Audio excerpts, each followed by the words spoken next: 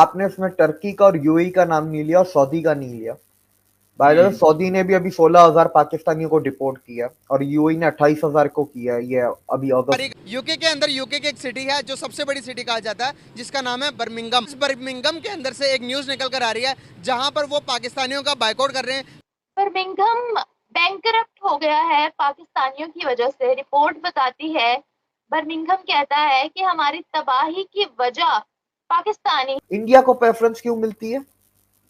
Indians में सिर्फ 3 खासियतें Indian diaspora में, जो भी इंडिया के लोग बाहर जाके फिर डायस्पोरा बन जाते हैं। ये मैंने भी पढ़ी है ये अखबार में कि वहाँ 14% जो पाकिस्तानी है ना वो काम नहीं करते, बाकी जो बांग्लादेशी है, इंडियन है, दूसरे मुल्क है, वो काम करते हैं। वो डेडिकेटेड होते हैं, ऑनेस्ट होते हैं और स्किल होते हैं। वो इसी कोशिश में है कि किसी तरह से पाकिस्तानियों को वहां से दफा किया जाए, क्योंकि अभी उनके पास इतने भी पैसे नहीं है कि बजट नाफिज कर सके बर्मिंघम में। क्या जो आप देख लें, यूनान वाले ने हाथ जोड़ कर कैसे डबो दी, यार इधर से ना आओ, हम मर जाओ लेकिन हमारे मुल्क को जान छोड़ो, लेकिन कहते नहीं हमने फिर भी जाना है। और नहीं भाई वो अभी यूके की गवर्नमेंट ने कहा कि पाकिस्तानियों को फिल फौरी बाहर निकालो यहाँ से।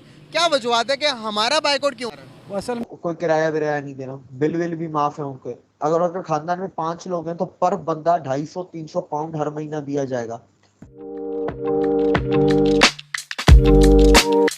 बर्मिंगम में कहा जा रहा है कि पाकिस्तानियों के लिए जो है वो वीज़ाज जो है वो बैन किए जा रहे हैं कि पाकिस्तानी जो है वो नहीं जा सकेंगे।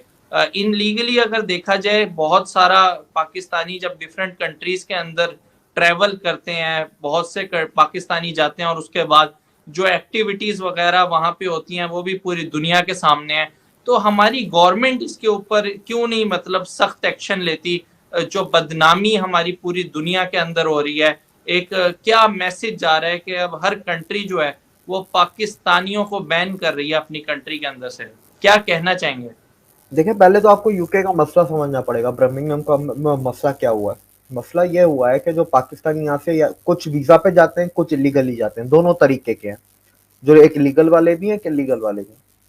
अब उनके मुल्कों का कानून ऐसा है कि अगर आप उधर हों और आपके पास नौकरी वगैरह नहीं है तो वो आपको घर भी देते हैं सरकारी, आपके बिल वगैरह भी माफ है, और अगर आपके खानदान में जितने भी बंदे हैं तो पर बंदे के हिसाब से आपको 250-300 पाउंड भी मिलेंगे महीने के। तो माशाल्लाह अब ये पाकिस्तानियों ने काम किया। इंग्लिश बोलना इनको नहीं आती, स्किल ये नहीं है, पढ़े लिखे ये नहीं है, काम इनको नहीं करना है। फिर यूके में जाके 6-6 बच्चे पैदा कर दिए, स्कूल में भी मुफ्त पढ़ा रहे हैं, पैसे अलग मिल रहे हैं पर बच्चे के हिसाब से, स्कूल भी उनके एजुकेशन फ्री, तो हेल्थ में फ्री, हर जगह ये सारे काम। अच्छा, इसमें लीगल और इलीगल दोनों है शामिल है। अब मैं एक ओवरऑल चीज अगर मैं आपको बताऊं तो ये फिर बर्मिंघम में पाकिस्तानियों का नाम ज्यादा लिया जा रहा है। फॉर एग्जाम्पल, अगर बर्मिंघम में 1 लाख ऐसे लोग हैं तो उसमें मेजोरिटी पाकिस्तानी है। ऐसा नहीं है कि सिर्फ पाकिस्तानी है, ठीक है। तो अब ये पूरे यूके में है। अभी और शहर आपको बैंकरप्ट होने की खबरें आएंगी। अभी न्यू कासल होगा, बेडशायर होगा, लिचेस्टर होगा, आपका लैंकाशायर होगा, लंदन होगा, बहुत सारे शहर अभी और बैंकरप्ट होंगे आपके यूके के। मैनचेस्टर होगा, Manchester almost on the verge of bankruptcy है यूके का, ठीक है। अब जब मैनचेस्टर की खबर आएगी तो आपको शायद पाकिस्तानियों का नाम सुनने को ना मिले। उधर शायद अफगानी, ईरानी, इराकी, लीबिया, अल्जेरियन, मोरक्कन, इनके नाम आपको शायद सीरियन, लेबनीज, इनके नाम सुनने को मिले, ठीक है। लेकिन पाकिस्तानी उधर ही नहीं है, लेकिन वो ज्यादा तादाद में नहीं है। बर्मिंघम में पाकिस्तानियों का नाम इसलिए लिया जा रहा है क्योंकि ज्यादा तादाद में है। अब यही चीज पूरे यूरोप में हो रही है। अब ये यूके से आप चले जाएं यूरोप पे, ये पूरे यूरोप में हो रही है। अगर इटली की बात करें, सिर्फ पिछले 4 दिनों में, आज चौथा दिन है जिस वक्त हम ये रिकॉर्ड कर रहे हैं, पिछले 4 दिनों में 8,500 इलीगल इमिग्रेंट्स इटली में दाखिल हुए हैं। उनको एक आइलैंड पे रोका हुआ है। तो अब पूरा यूरोप सख्ती से पेश आएगा। फ्रांस का आपको पता है जून में क्या हुआ। फ्रांस का खत्म होते ही बेल्जियम में शुरू हो गया, फिर बेल्जियम का खत्म हुआ तो आपका स्वीडन का, नॉर्वे, फिनलैंड, डेनमार्क, इनकी तो रोज ही खबरें आ रही हैं।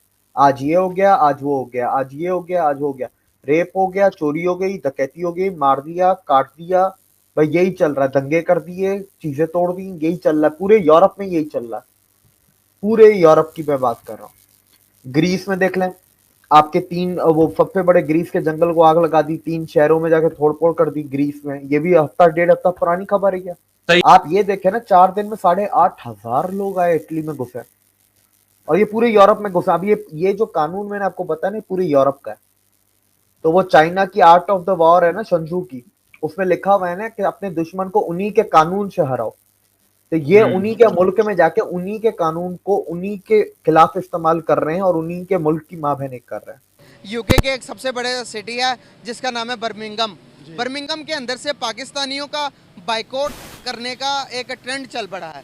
वो कह रहे हैं कि पाकिस्तानी यहाँ पर आ रहे हैं, कोई काम काज नहीं कर रहे, जिसकी वजह से जो यूके की जो गवर्नमेंट है उन पर बोझ पड़ता जा रहा है। तो वहाँ पर इंडियंस भी हैं, वहाँ पर और कंट्रीज से भी लोग हैं, तो उनका बाइकआउट क्यों नहीं, हमारा बाइकआउट क्यों होता जा रहा है? असल में ये मैंने भी पढ़ी है ये अखबार में कि वहाँ 14% जो पाकिस्तानी है ना वो काम नहीं करते, बाकी जो बांग्लादेशी है, इंडियन है, दूसरे मुल्क है, वो काम करते हैं, वो ज़्यादा काम करते हैं। वो यहाँ से जो जाते हैं ना हमारे पाकिस्तानी, वो काम नहीं करते। भिखारी कौम, पाकिस्तान है ही भिखारी। हम उधर से भीख मांगते, उधर से भीख मांगते, कभी अमेरिका से, कभी यूएई से, कभी सऊदी अरब से भीख मांगते हैं, ठीक है, कभी बरतानिया से भीख मांगते। भिखारी कौम है, और हकीकत बात यह है कि हम वाकई भिखारी हैं, हमें काम करने की आदत नहीं है।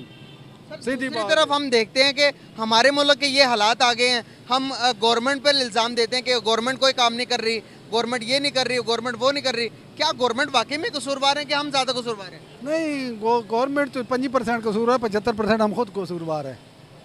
75% हम खुद कसूरवार इसलिए कि हम खुद नहीं काम करना चाहते। आप किसी सरकारी इदारे में चले जाएं, वहाँ 10 बंदे बैठे तो 2 काम करने और 10 खाली बैठे होंगे, काम ही नहीं करते, ठीक है। करेंगे भी सही तो एक आध काम करेंगे और सारा दिन टरका के चाय पियेंगे, इधर से वो जा रहे हैं, तनख्वाह ले लेते हैं, काम नहीं के टके करता। जहाँ जेब गर्म की जिसने, उसका काम कर दिया, बाकी जाओ यार कल आना, परसों आना। वापटा में चले जाएँ, एक्साइज में चले जाएँ, इनका टैक्स में चले जाएँ, पुलिस में चले जाएँ, रजिस्ट्री में चले, जहाँ भी चले जाएँ। हमारे मुल्क का ये सबसे बड़ा अलमिया है कि हम दूसरे के पास यार ये ले यार 1000 रुपये काम कर दो, वो कह रहा है ठीक है ले आओ कर लो।